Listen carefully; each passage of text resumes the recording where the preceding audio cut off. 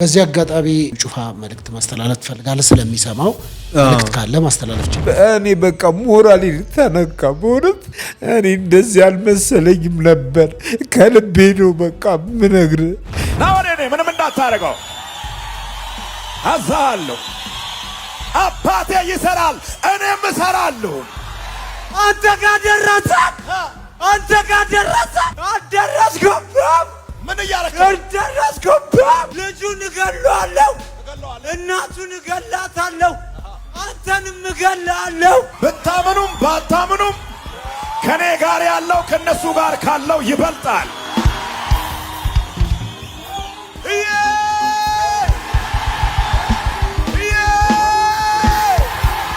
መልካም እረኛ ለበጎቹ ብሎ ራሱን መስዋዕት የሚያደርግ ስለ ሰው ህይወት ደንታ የሌለው ሰው ይሙት ምን ይበል እዛ ጋር ሚዲያ ላይ ወጥቶ ሆይ ሆይ ሆይ ሆይ ይላል። ከዛ በኋላ ስለዛ ሰው ምን ይሁን ይሄ ቅጥረኞች እንጂ እኔ አገልጋዮች የእግዚአብሔር አገልጋዮች አይደሉም እነዚህ።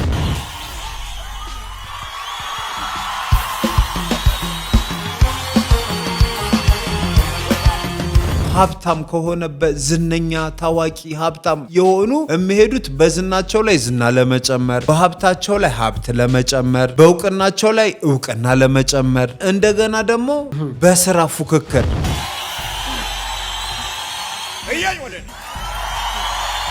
ስለዚህ የሰው ህይወት ያሳዝናችሁ። በቃ እኔ ህይወቴ ተበላሽቷል።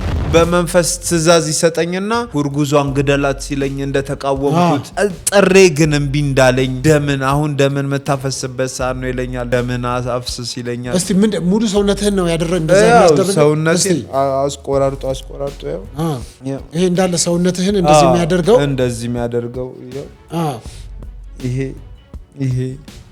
ይሄ እንዳለ የሚያዘኝ ነው የሚያዘኝ ነው። በምንድን ነው እንደዚህ ያድርግልኝ? አንገትህን በዚህ በሲንጤ ያድርገው ማለት ነው። እሱ ደስ አለው ደግሞ እሱን አስደሰትኩት ደግሞ ካልኩኝ እኔ ፈጣሪን እንዳስደሰትኩኝ ነው የምቆጥረው። ያው የመጥፎ ነገር መሳካት ሁሉ ከሰይጣን ነው። ግን እንዳጋጣሚ ይሆንና የሚለው ሐሳብ ይሳካለታል። የዛኔ ደግሞ ይሄን ያህል ገንዘብ አመጣለሁ ብሎ ቃል ገብቷል ነበረ። ስለዚህ ያንን ቃል አላከበረም ማለት ነው ሰውየው። ስለዚህ እኔን ይጠራኝና ይሄን ሰው አስወግደው ይለኛል።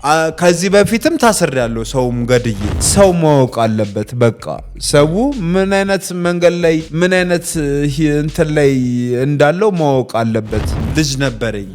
እዚህ ጌታን ካገኘው በኋላ ምስክርነቱን አይታ የልጄ እናት ፈሳኝ ወስደዋለች። ልጅ በተደጋጋሚ ልጄን ወስደው ነበር ወደ ጫካ። በቃ ልገለው ላርደው ወስደው ነበር። አሁን ቸርች እዛ አባልነትህ እዛ ነው? የት ነው? እድር ላይ ቁብ ላይ እንኳን ሰው ሲቀር የት ቀረ እንኳን እኮ ይባላል።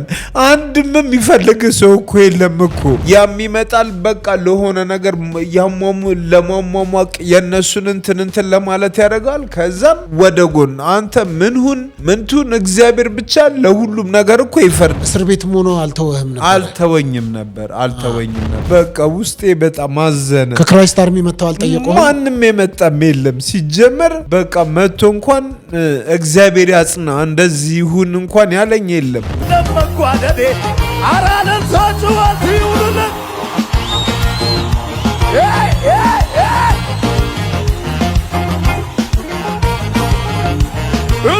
ይውሉልን